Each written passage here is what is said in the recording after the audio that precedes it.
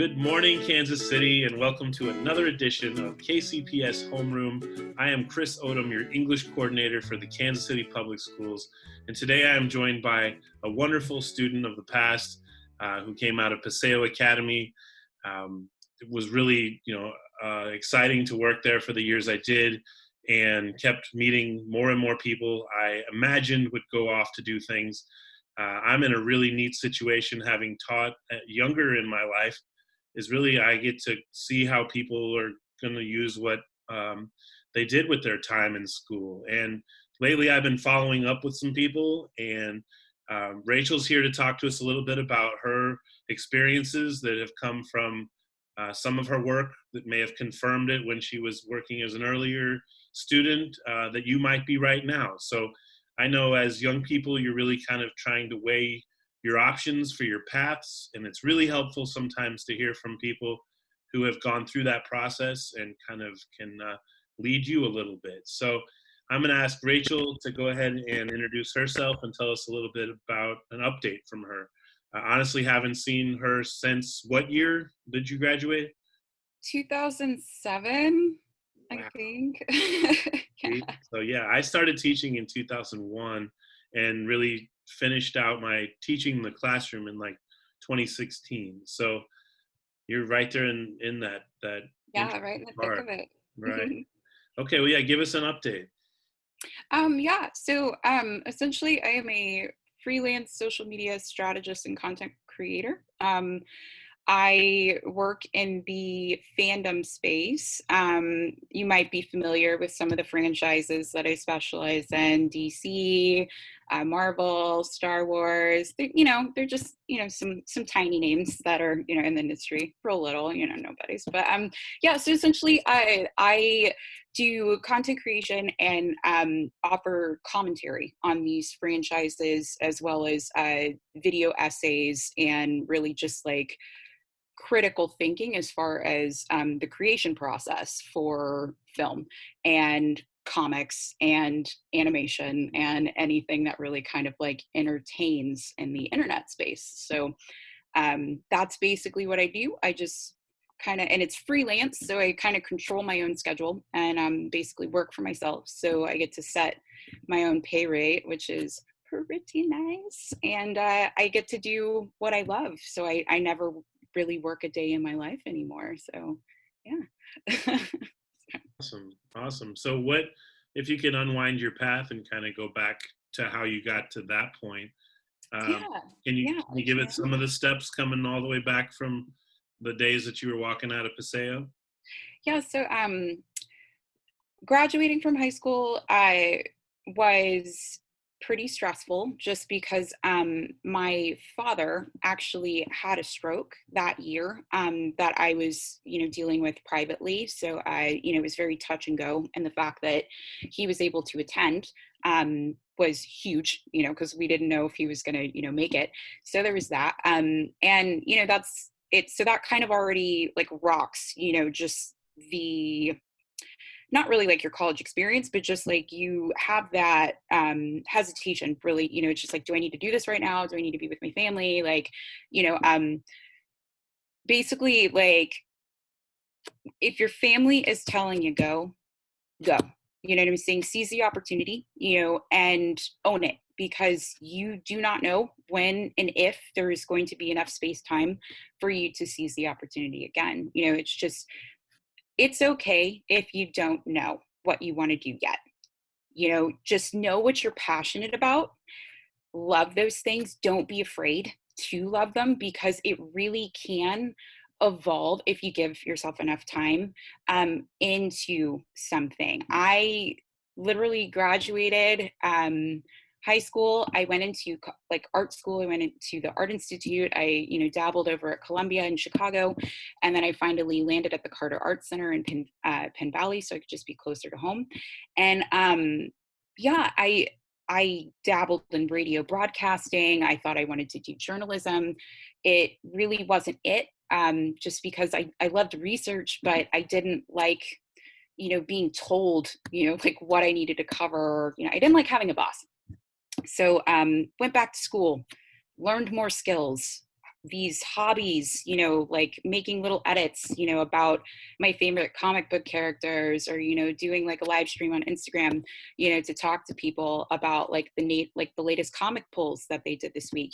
This all caring, researching, investing in these brands, these franchises, it taught me a lot about business as far as like customer demand, how much power, viewers and consumers really have, like as far as influence on IP and on intellectual property.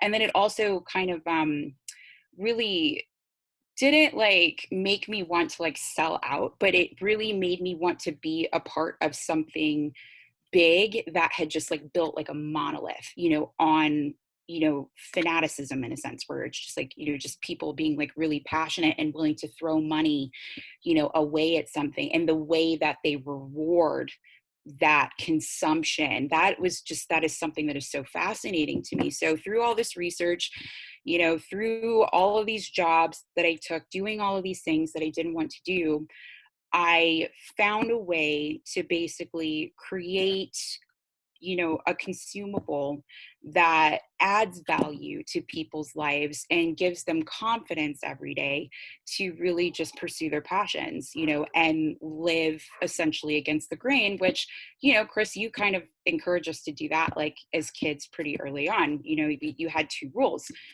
Don't be afraid to go against the grain and make yourself available to inspiration. I have lived and died by those words like time and time again over the last like 13 years. So it's just, don't be afraid to be yourself, because if you're not afraid to stand out, it makes people it just makes it easier for people to, one, see you and really just like invest in you as an authority. Like just love what you love, become an expert in it, you know what I'm saying, and see where that takes you, because it didn't always pay off, at the beginning, but nothing really does at the beginning. That's why the beginnings are the hardest. So it's just like, it's just starting to now. And it's, yeah, I'm That's exhausted. fantastic. Yeah, it's fantastic, and how fun to hear my own rules. Or really, those aren't even rules that I would have created, but was like harvesting that I got out of going to the creative writing program at UMKC. Yeah.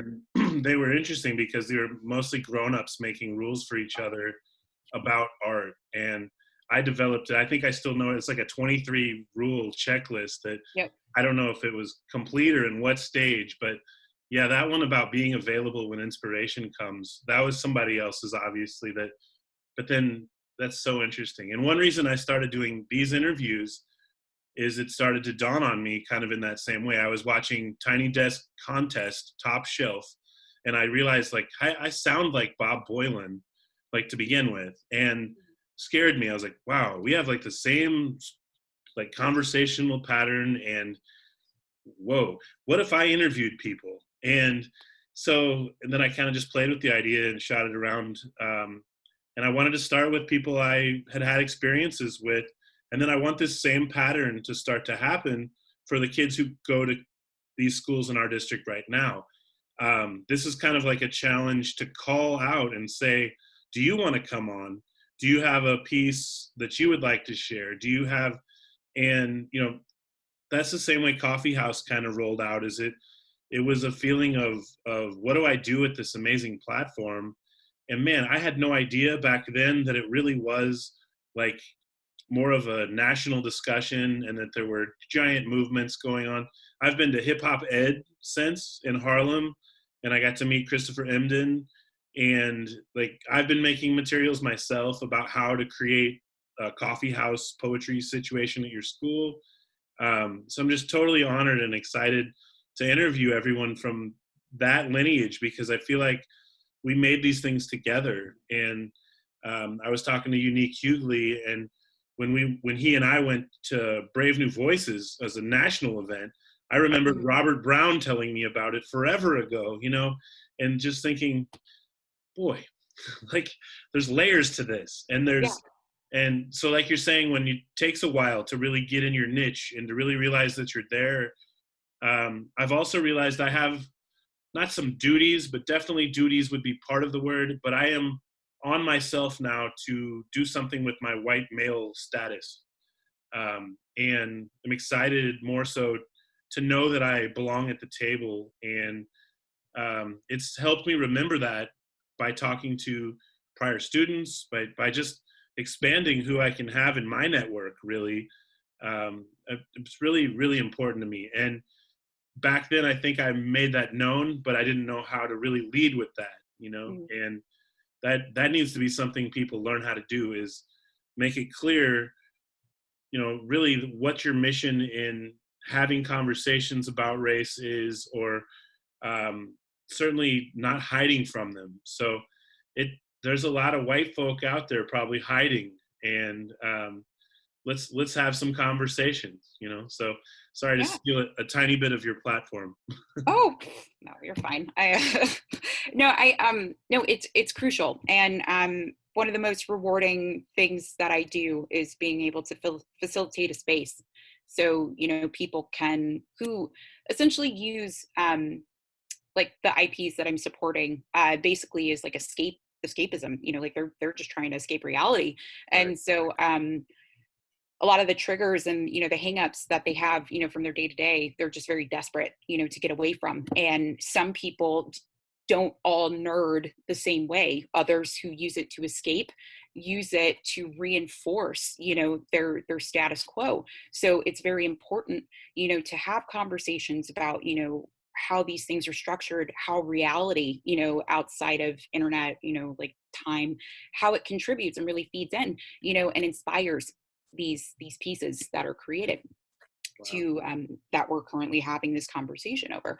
So it's like um I it is really sad to me that especially in the last 5 years people have been so terrified to really kind of talk about political motivation and identity politics and civics, the things that really just kind of like motivate us to function as like a society. Because in my world, in my line of work, a lot of these pieces were created and inspired by the times, what I'm saying, to create conversation.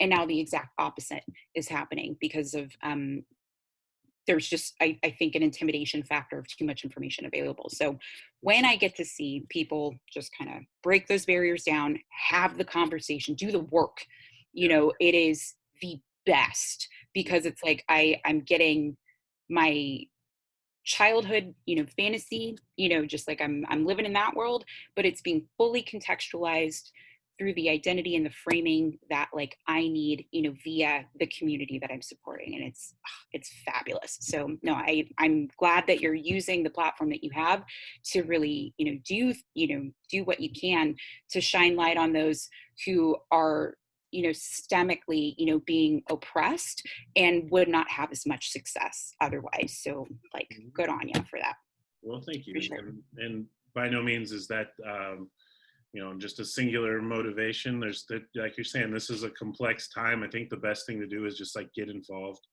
and explore what this could be. That who Mhm. knows? These little conversations are so dynamic and fascinating, and I would love people to watch them and then have their own conversations, or start something like this. So anybody you could reach out and have a conversation with anybody that we're going to send up to something else for another possibility. So Mhm. these are the kind of things I want to start doing more of, and I appreciate you being part of it. Yeah. I think it's been exciting to reflect with students just in general, and it's even more exciting that you're hitting the niche area that really seems like it's giving you back all the joy of doing it. So Mhm. props on that. That is like the ultimate goal, of getting yourself out there and taking that chance. And thanks again for all the hopeful words and encouragement to the young writers, and business people and entrepreneurs and all the many different revenue streams that you can find at once, right? Yeah. Because I've Just seen amazing lists of things Paseo students do, and they're doing them simultaneously, sometimes mhm. multiple ways to serve one event, to be the photographer, the DJ, the caterer in some senses. Like I, I think Brandon does like everything. um, which Yeah. Brandon? There's a couple of Brandons. I I don't know. think I know which one. Brandon Butler. Yes. No, my gosh, I don't know how many. If you're calling those revenue streams, man, like it's pretty cool. He's Yeah. all over the world. You know, I see him in music videos and his own music videos, and Mm-hmm. right, selling things on Facebook that he cooked the night before, like a chef, and just awesome. This is a different world. So thanks again, Rachel. Yeah, We'll absolutely. sign off. Yeah. You want to leave them with any closing words? We're going to close down for KCPS Homeroom on ELA Tuesday. Absolutely. Just whatever you do, just stay present, stay aware, you know what I'm saying, and keep an eye open. You know what I'm saying? Like we live in a world where there are no breaks. So it's just, if you can stay aware and you can stay present, hold out as long as you can. It's rewarding. Trust me. Very good. Yeah. Take it from Rachel. All right, guys. Thanks so much. Have a wonderful day. Goodbye.